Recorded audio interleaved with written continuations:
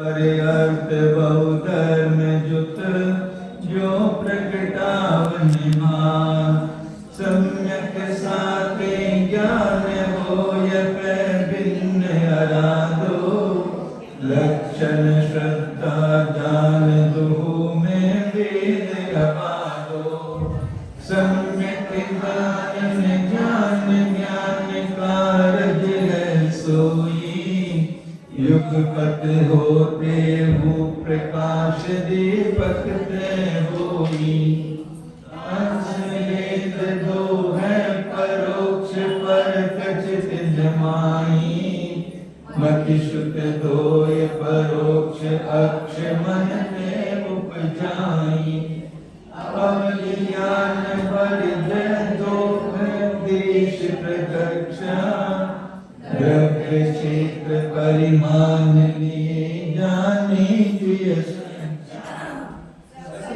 द्रव्य के गुण अनंत पर जाए अनंता जाने ये कई काल प्रकट केवल भगवंता ज्ञान समान न आन जगत में सुख को कारण परमामृत जन्म जरा मृत्यु रोग निवारण कोटि जन्म तप तपे ज्ञान बिन कर्म चलेंगे ज्ञानी जे जिन मानिक योग के साथ डरेंगे मुनि व्रत धार अनंत वार देव को उपजायो पैनी जहातम ज्ञान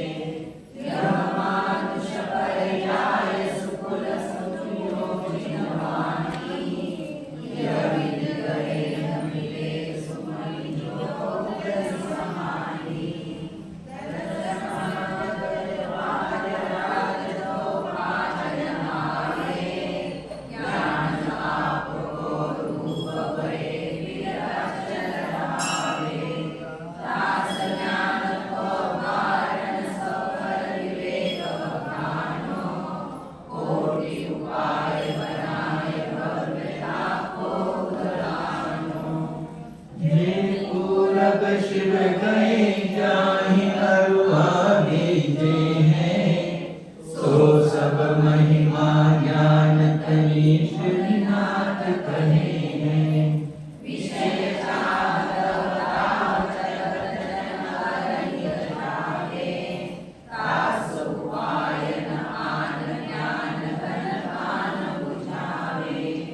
पुण्य पाप कल माही हर कबिल को मत भाई खुद कल पर आय उपज बिन से बिरआई भगवान की बात निश्चय उड़ाओ तोरी सकल जगत सम्यक ज्ञानी होय बहु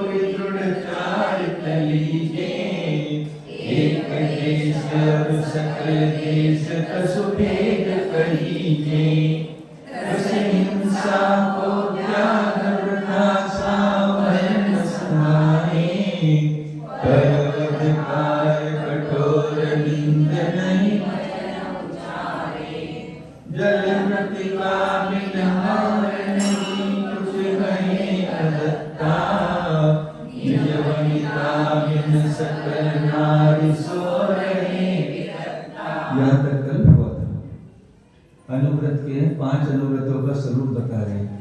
पहले बताया था त्रस हिंसा को त्याग वृथा था वर्ण समारे अहिंसा व्रत की भावना है, यानी त्रस हिंसा का तो त्याग ही है, त्रस हिंसा तो बिल्कुल भी नहीं करेगा, पर स्थावर जीवों की हिंसा भी वृथा नहीं करेगा, फालतू की अग्नि नहीं जलाएगा, पानी नहीं बहाएगा, जो अनुव्रती होगा प्रत्येक समय उसके उपयोग में ये बात रहेगी तो ये क्या कर रहा है, इतना पानी क्यों बहा रहा है, कितने जीवों की हिंसा हो रही है।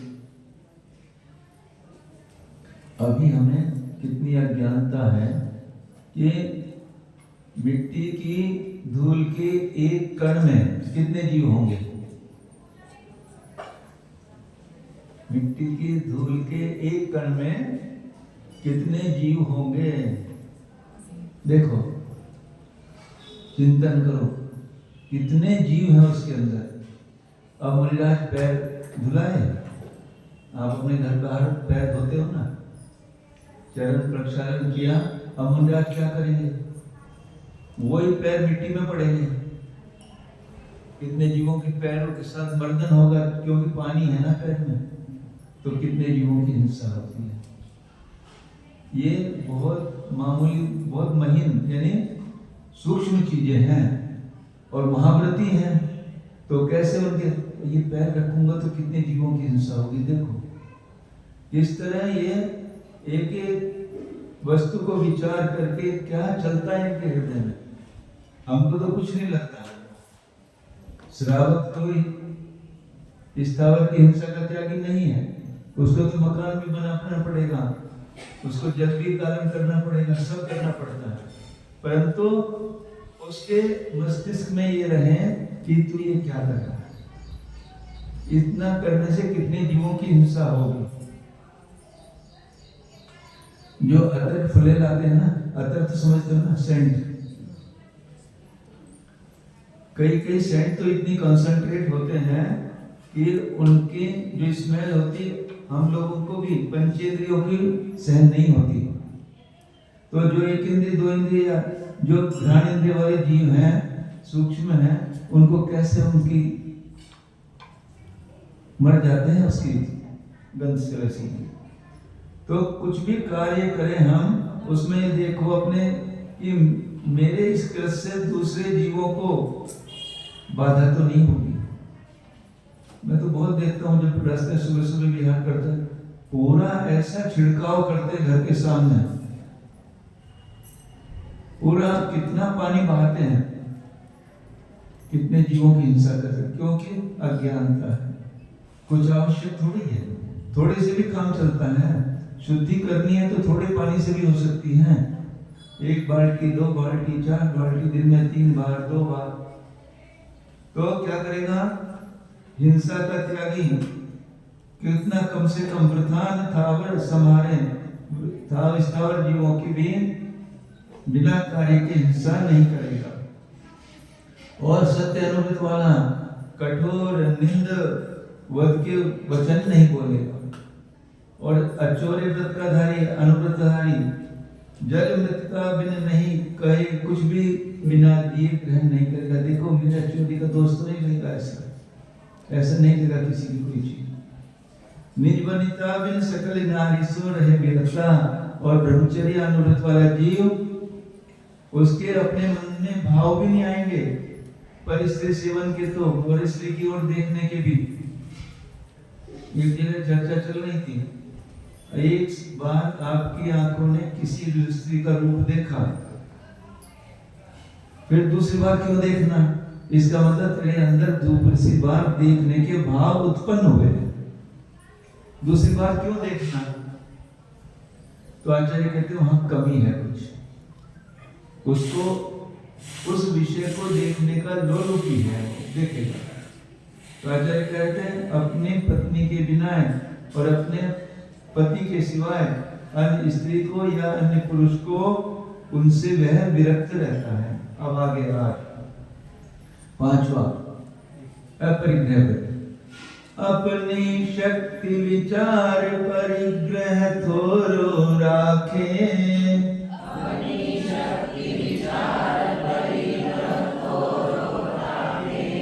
दस दिशि गमन प्रमाण ठान तसु सीम न गाके।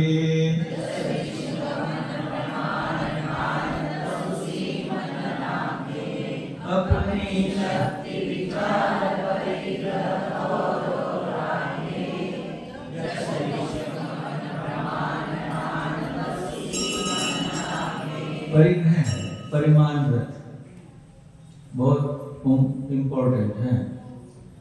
परिग्रह अपने पास नहीं है, परंतु परिग्रह लेने की इच्छा बहुत है, वो परिग्रह में आ जाएगा।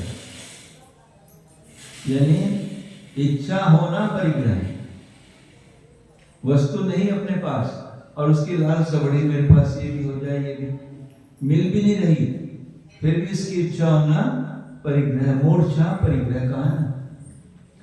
वस्तु होना पुण्य और पाप का है, पर उस वस्तु में मूर्छा होना, तृष्णा होना, वास्तव में ये परिग्रह है।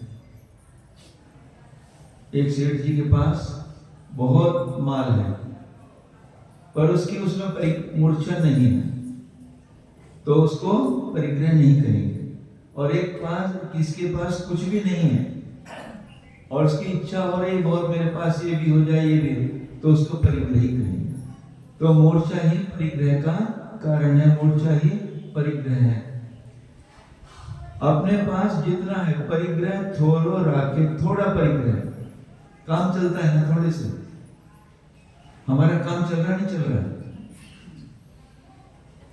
कुछ भी नहीं है ना, और कुछ चाहिए भी नहीं, मूर्छा भी नहीं कि हमें कुछ मिल जाए, तो काम चल रहा है ना। यानी जीव का काम हर तरह से चल रहा है। निष्परिग्रही हो जाओगे तब भी चलेगा, पर जिस अभी अवस्था में हो, श्रावक अवस्था में हो, उसमें परिग्रह का परिमाण करो। कल बताया था, परसों एक पर्चा हमने बनाया है, उसको लेकर आप उसका परिग्रह का परिमाण करो। इसमें देखना आपको कितना आनंद आएगा। कई बार तो परीक्षा भी होती है, आपने 10 कोटि का परिमाण कर लिया कि 10 कोटि से ज्यादा मैं अपने पास नहीं रखूंगा, तो ज्यादा भी हो सकता है। अभी नहीं है 10 कोटि, 2 कोटि 1 कोटि है, 10 कोटि भी हो जाएंगे, और उसके बाद भी होगा, परीक्षा होगी कि आप सीमा में रहते हो कि सीमा तोड़ते हो, ये भी परीक्षा होती है।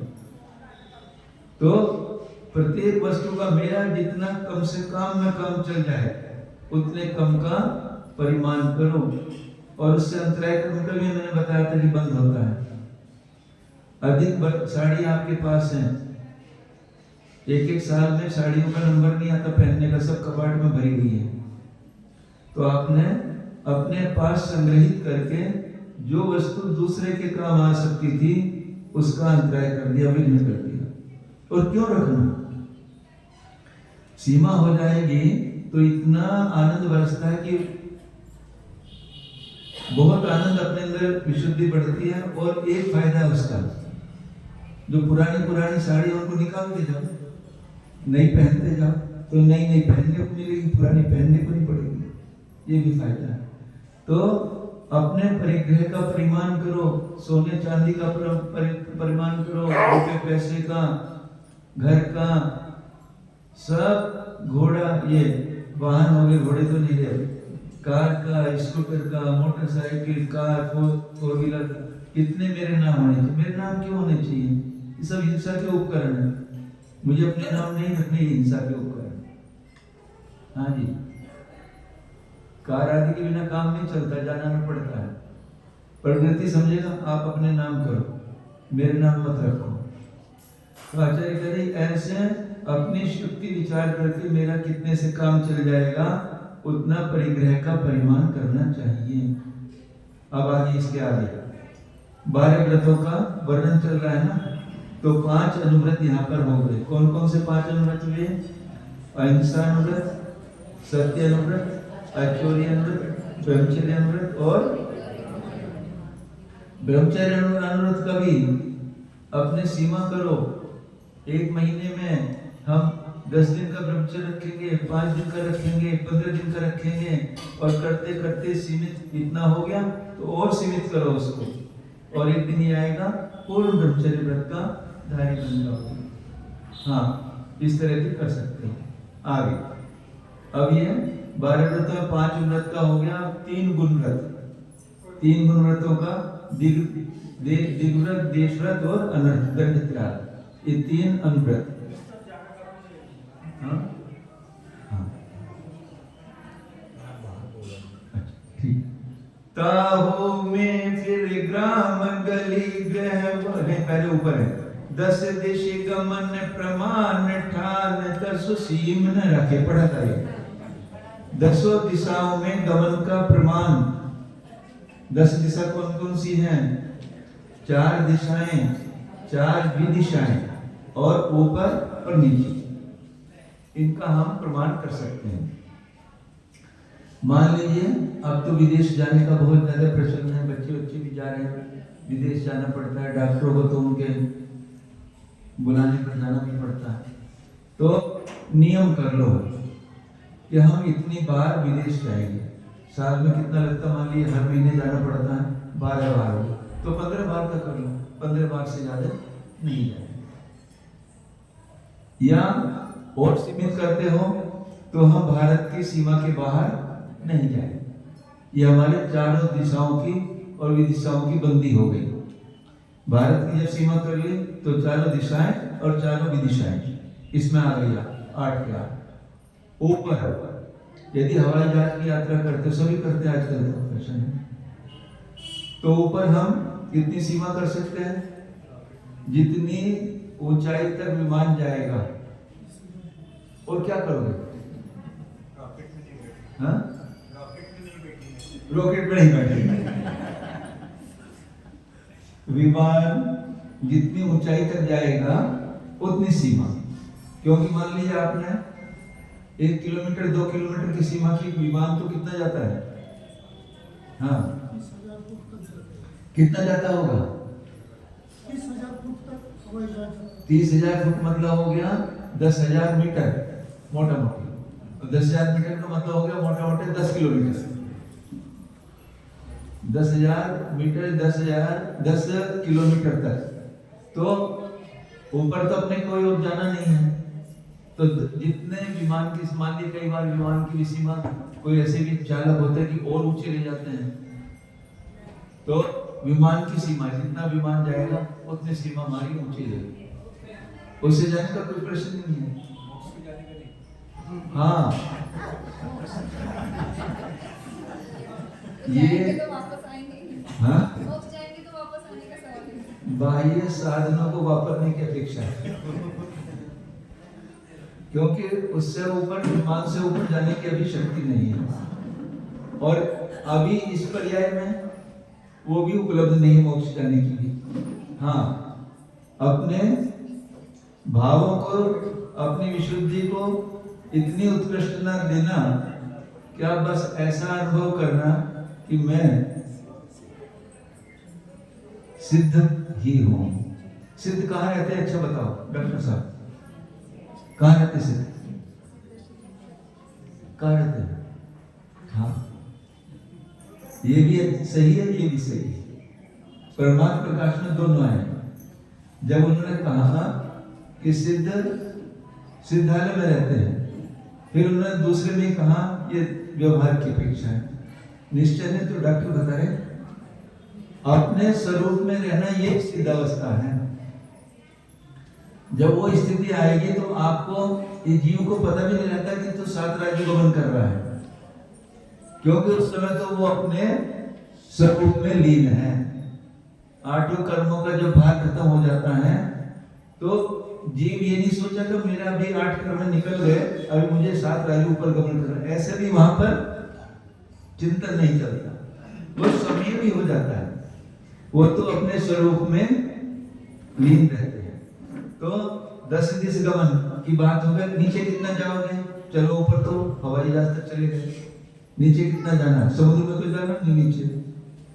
फिर भी आप कभी माइंस वगैरह में जाना पड़ता है तो 1 किलोमीटर के नीचे सीमा करना। 1 किलोमीटर के नीचे तो पानी पानी आ जाएगा, समुद्री आ जाएगा। 1 किलोमीटर तो बहुत है, तो उससे नीचे तो जाना नहीं। तो एक अपनी सीमा बना लोगे तो 10 दिशाओं की हमारी सीमा हो जाएगी। दिग्व्रत यानी दिशाओं का व्रत अनुव्रति को हो जाता है। फिर आगे उसमें भी कितना दिग्व्रत हो गया, देश व्रत करना है। तापो में फिर ग्राम गली गृह बाग बजारा,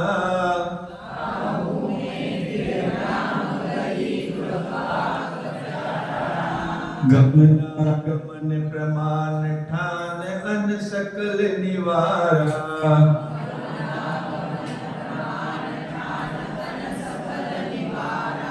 काबू में फिर ग्राम गली गृह पाग बजारा।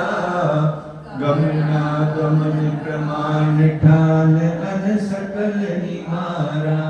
पढ़ो भैया का।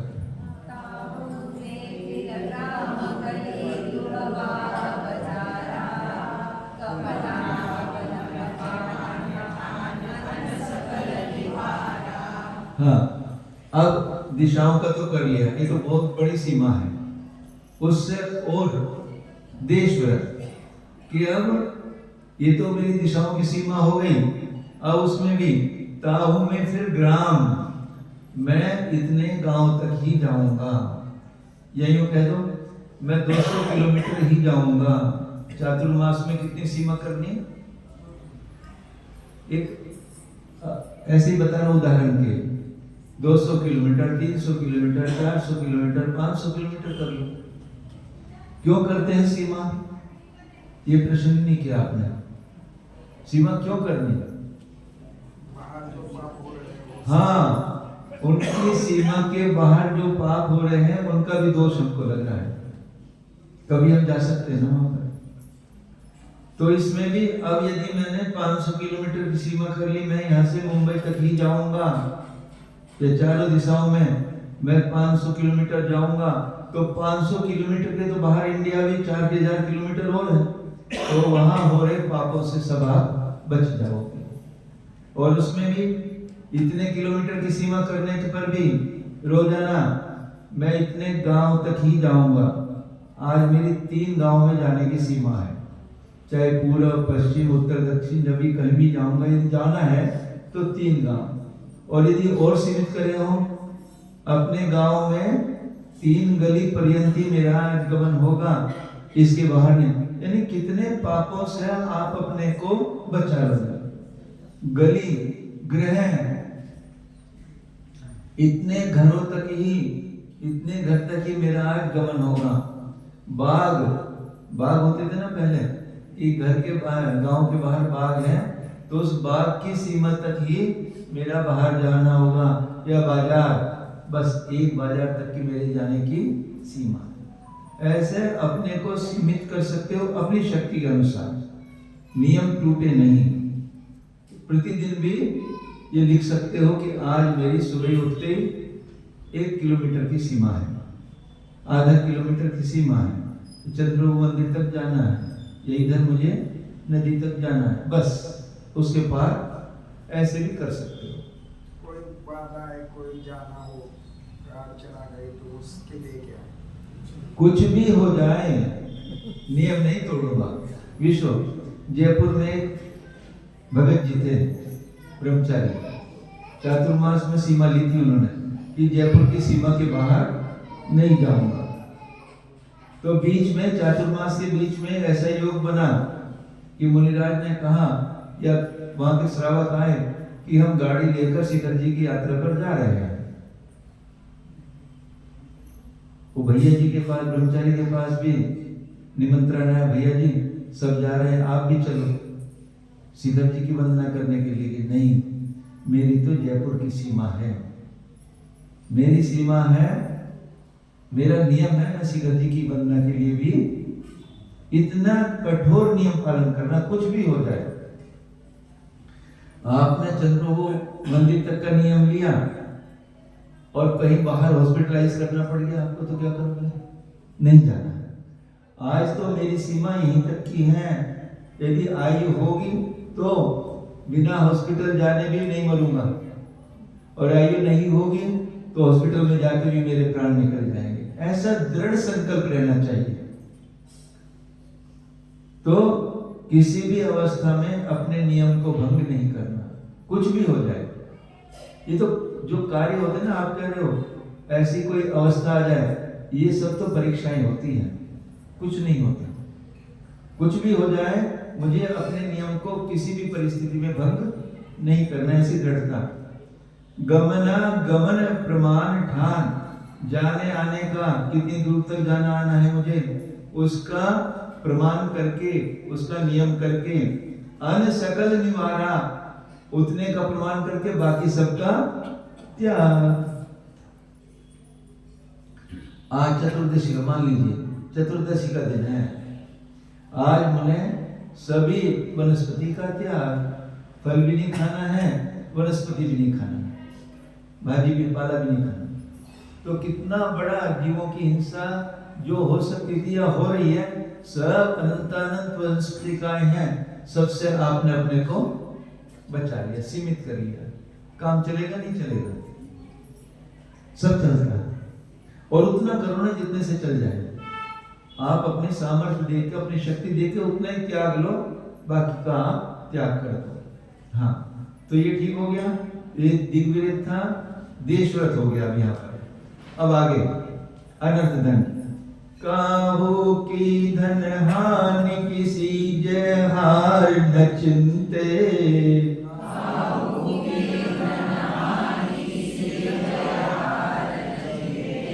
देय न सो उपदेश होय अगबनज कृषिते।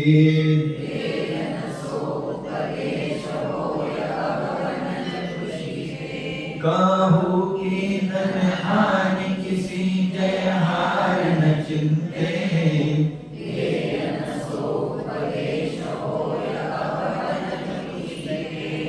हाँ डॉक्टर साहब पढ़ो।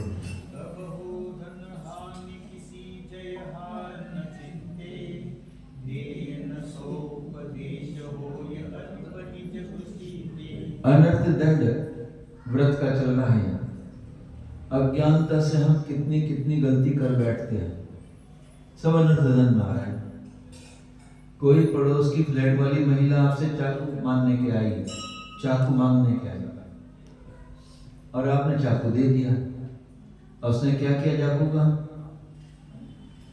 किसी जीव की हिंसा कर दी, अनर्थ दंड। उसने जाके अंडे का विदारण कर दिया चाकू से, या उस चाकू से भाजी पाला ही विदारण करेगी मान लीजिए, तो आपके व्रत में दोष आ गया। व्रतान संघारे, जितने मेरे कम से कम में काम हो सकता था उतने मेरे चाकू चलाना ना। जब साधु चौकी में पहुंच जाता है तब आप सेव बना के लाते हो, पहले बना के नहीं रखा, चाकू चल रहा है ना।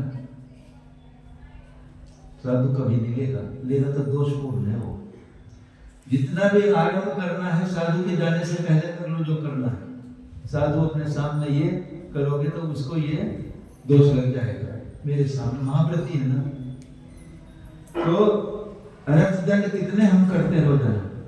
काहू की धन हानि, मेरे पास तो नहीं, इसके पास इतना ज्यादा है, कैसे इसका घाटा हो जाए, क्यों मिल रहा है इसको। किसी के धन की हानि चिंतन करना, मन में सब चल रहा अनर्थ दंड है। उसका होना नहीं होना तो उसके पुण्य पाप के ऊपर निर्भर करता है, पर अपना कर्म बंद हो रहा है प्रति समय। मेरे कहने से उसकी हानि हो जाएगी क्या? कहावत है हमारे इधर भी मराठी में, कौवे के बोलने से किसी की मृत्यु हो सकती है क्या? नहीं होती। क्या बोलते आप लोग? तो किसी के धन की हानि, अपने विचार भी मन में क्यों आते हैं? ये विभाव रूप परिणाम जब भी आए, देखो मन तो मन है, इसकी दौड़ तो बहुत तेज है। एक भाई का बच्चा अमेरिका चला गया और खूब पैसा कमा रहा, और दूसरे भाई को तकलीफ है, तो दूसरे भाई को चिंतन चलना चाहिए कि अरे इसका तो कितना कमा रहा है, मेरे पास तो कुछ नहीं, कैसे इसका कुछ हो जाए, बुरा हो जाए क्या? नहीं, कुछ होने वाला नहीं है, मात्र केवल अपने परिणामों से अपने कर्म बंद करने का ही है हिसाब। तो अनर्थ दंड, किसी जय हार में चिंते हैं, पाकिस्तान जीत जाए या हार जाए और इंडिया बताओ आप चाहिए क्या करे? अरे खाना भी नहीं खाता, पूरे दिन टीवी के सामने बैठना, आज तो मैच है भैया। यहाँ कोई नाम नहीं लिखा कि मैच में आपको कर्म बंद होगा कि होगा नहीं, क्योंकि राग द्वेष है। जिसके जय विजय चाह रहे हो उससे राग है, जिसके हार चाह रहे हो उसका उसकी जीत है। ये राग द्वेष की परिणति अनर्थ दंड हो रहा है। क्या करोगे? पाकिस्तान का मैच देखा है, सब काम छोड़ देंगे, ऑफिस से छुट्टी ले लेंगे, दुकान पे भी बच्चे को बैठा देंगे, मुझे तो आज मैच देखना है। तो अनर्थ दंड है। देन सो उपदेश होय अग बनज कृषिते। जिन कार्यों को करने में हिंसा हो, पाप हो, उसका उपदेश भी नहीं देगा, अनर्थ दंड में आ जाएगा। कृषि का उपदेश देना या व्यापार का, ऐसे चमड़े के जूते चप्पल का व्यापार, ये कैसे व्यापार जिसमें हिंसा हो, उनके व्यापार का भी उपदेश नहीं देगा वो। ये तो सब अभी व्रति अनुव्रति की बात चल रही, महाव्रतों की तो बहुत सीमाएं हैं। देन सो उपदेश होय अघ बनज कृषिते। व्यापार से या कृषि से या अन्य कार्यों से जिससे हिंसा होती हो, ऐसा उपदेश भी वो किसी को नहीं देगा। आगे अनर्थ दंडों का और स्वरूप बताए। कर प्रमाद जल भूमि वृक्ष पावक न विराधे।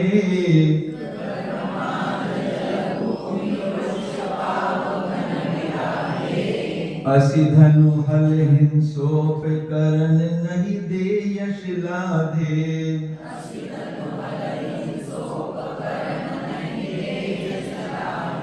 कर प्रमाद जल भूमि वृक्ष पावक न विराधे।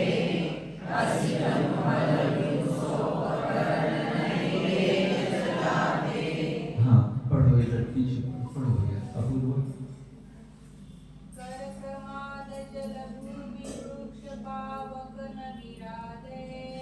असि धनु हल हिंसोप करन नहीं दे यश लाधे। कर प्रमाद, प्रमाद सहित होकर जल का प्रयोग करना, कितना भी स्नान करना, कितना भी जल खर्च करना, सब अनर्थ दंड में आएगा। प्रमाद से देखो तो कितने जीवों की हिंसा हो रही मेरे इस कार्य से। प्रमाद सहित होकर जल का विराधन करना, भूमि की विराधना करना। कई बार हाथ में स्टिक होती है, डंडा होता है, और ऐसे भूमि पर मारते जा रहे हैं, भूमि के अनर्थ दंड में आएगा। वृक्ष, जा रहे हैं जंगल में घूम रहे हैं, फूल तोड़ लिए, वनस्पति का विदारण, डाली तोड़ दी, टहनी तोड़ ली, पत्ते तोड़ जाते, कुछ काम नहीं, पत्ते तोड़ लिए, ये सब अनर्थ दंड। पावक, अग्नि को भी, अग्नि की विराधना, ये सब प्रमाद से, यानी यदि यत्न पूर्वक करोगे, यत्न पूर्वक मतलब जब आपके मस्तिष्क में ये है ऐसा करने से मेरे इतनी हिंसा हो रही है, पर मेरा इसके बिना काम नहीं चल सकता, खाना तो बनाना है, तो अग्नि जलानी पड़ेगी, पर अनायास बिना कारण के भी नहीं करना, पानी का दालन नहीं करना, और वनस्पति का विदारण भी अनायास प्रमाद के सहित नहीं करना है। हाँ, लाइट भी, लाइट तो ऐसे करेंगे बिजली का बिल ज्यादा आएगा, उसकी तो बंद ऐसे करेंगे, फ्री रहती हैं लाइटें, तो ये सब कम से कम जितना मेरे प्रयोग में आए, जितने कम काम चल जाए। क्या करें? लाइट ऐसी जला के रखेंगे तो जहाँ बिजली उत्पन्न होती है, हाँ, वहाँ जीव की हिंसा चलती रहती है। बहुत अच्छा प्रश्न किया आपने। हम कई रास्ते में बिहार कर रहे थे, आप तो साइंस वाले हो, शायद समझ जाओगे, हमें तो नहीं मालूम। एक यूनिट बिजली खर्च कर जनरेट करने में, एक यूनिट बिजली जनरेट करने में कितना पानी खर्च होता होगा? कल्पना की है कभी आपने? जो वहां के पावर हाउस के जो इंजीनियर थे उन्होंने हमको बताया कि महाराज जी 1 यूनिट बिजली खर्च करने में 17,000 गैलन 17,000 गैलन पानी लगता है। वो रोटेट करते हैं उसको, कितनी जीव हिंसा होती है। 1 यूनिट बिजली खर्च जनरेट उत्पन्न करने में 17,000 गैलन पानी खर्च होता है। हमको तो मालूम नहीं था ये बात। हाँ, इससे भी ज्यादा हिंसा पानी में जो मछली है ना, हाँ, वो भी उसके साथ हाँ, वो तो त्रस्त जीवों की बात हो गई। और ये मछली तो दिखाई देती है, ऐसे कितने सूक्ष्म बादल त्रस्तकाय जीव होते हैं। त्रस्त तो बादल ही होते हैं। ऐसे बादल जीवों की हिंसा और सूक्ष्म की तो बात ही नहीं। 1 यूनिट बिजली को प्रयोग करने में कितनी हिंसा का दोष होता है। देखो हम क्या कर रहे हैं, पर जैसा जमाना है उसके बिना कैसे चलोगे। हर जगह तो बिजली का प्रयोग हो रहा है। सोलर आई तो उसमें क्या होगा? सोलर में वहां भी तो पानी का प्रयोग हो रहा है, अग्नि और पानी का सहयोग। हाँ, बिजली के सोलर। हाँ हाँ, तो मतलब सूर्य की किरणों से वो बिजली तैयार होती है। मात्र उसमें खाली सूर्य का प्रकाश लगता है क्या? नहीं, ये लाइट जोड़ने से ही वो चलती है, नहीं तो नहीं चलती। अपनी जो लाइट है हाँ गवर्नमेंट की, हाँ वो उसको जोड़ी रहती है, हाँ। तभी वो काम करती है। हाँ। अगर ये लाइट चली गई तो वो सोलर काम नहीं करता है।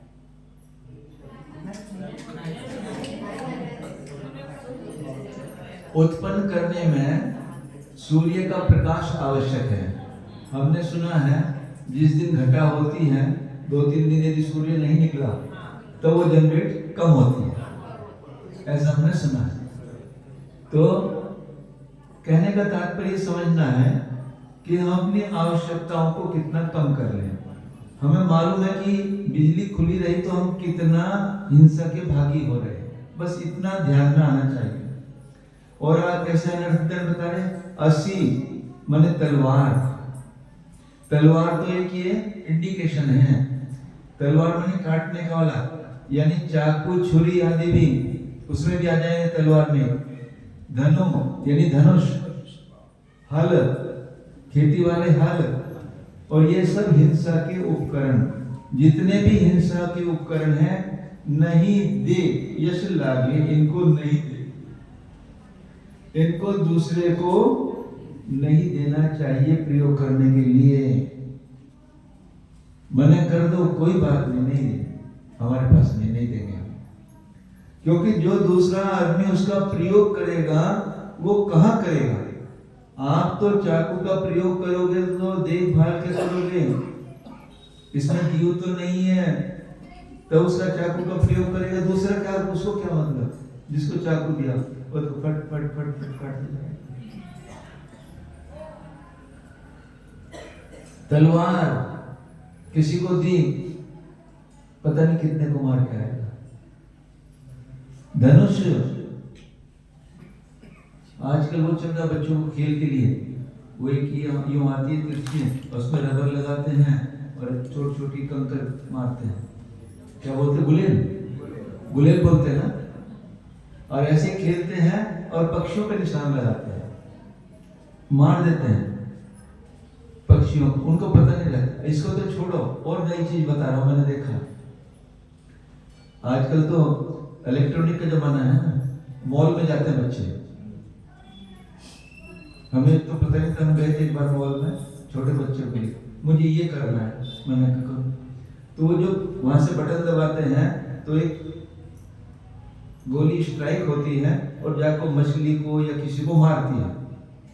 ये देखो मार दिया, सब इंडिकेटिव, मतलब मछली नहीं है वहां पर सिंबल है। तो उसके परिणामों में क्या है कि मैं मछली को मारा, मैंने इतने को मार दिया, देखो इतने को मार दिया मैंने। ये खेल आजकल मोबाइल पे भी आ गए। ये सब क्या हो रहा है? परिणामों में कितने दूषित हो रहे हैं परिणाम। बच्चों के साथ। तो उनको बताना चाहिए, उनको एजुकेट करना चाहिए कि नहीं, हम तो जैन हैं, हम लोगों को कि ये किसी को मारते नहीं, हम इसको मारने के लिए नहीं, हमारा मार हम क्या बच्चा क्या मार थोड़े रहे, तो तेरे परिणाम तो हो रहे मारने के, तू खुश हो रहा है ना कि इतनों को मैंने मार दिया, उतने का दोष लग रहा है। हम ये दोष लगेगा नहीं लगेगा, क्योंकि साक्षात कोई मरे न मरे, मैंने किसी को परिणाम मारने के बनाए तो मैं दोषी हो गया।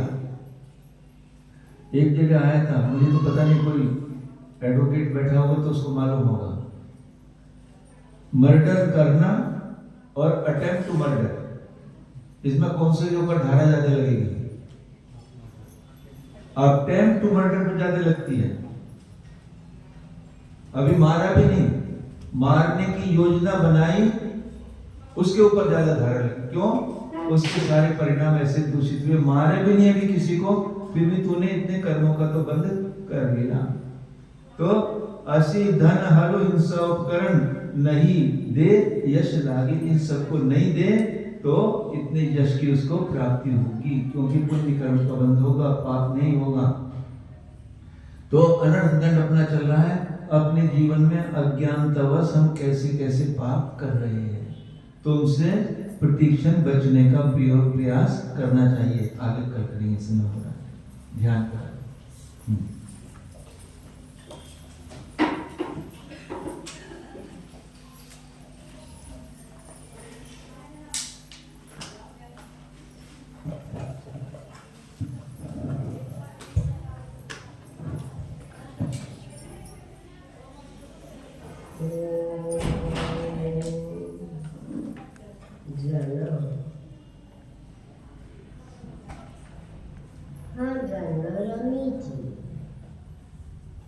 मात्र जानना मेरा।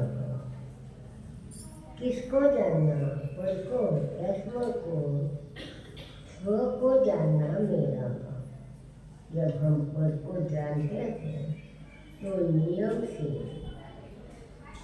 हिंसा होती है, भाव हिंसा ही पाप है। यह जानने वाला मैं थी। मैं द्रव्य हिंसा का करता हूँ, न भाव हिंसा का करता।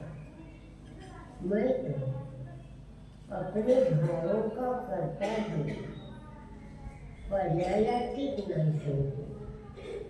मेरा स्वभाव है, अकर्ता स्वभाव है। कुछ भी करना मेरा काम नहीं। नित्य भी सर्व कर्तृत्वम, सब क्या करता, न शुभ का करता हूँ न अशुभ का करता हूँ, न ध्यान पर्याय का करता हूँ। कुछ भी करना मेरा स्वभाव नहीं है। मैं तो श्रीकांत न्यायक स्वरूप हूँ। मात्र जानना मेरा काम। मैं ज्ञाता भ्रष्ट जीव हूँ। जानना और देखना, बस कुछ विकल्प नहीं करना। निर्विकल्प स्वरूप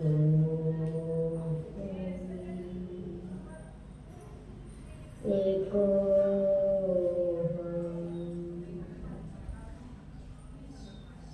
सिद्धो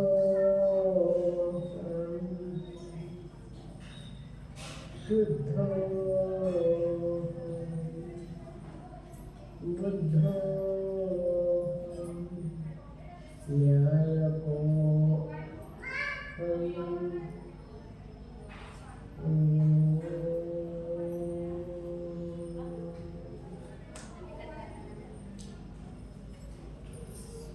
Yeah.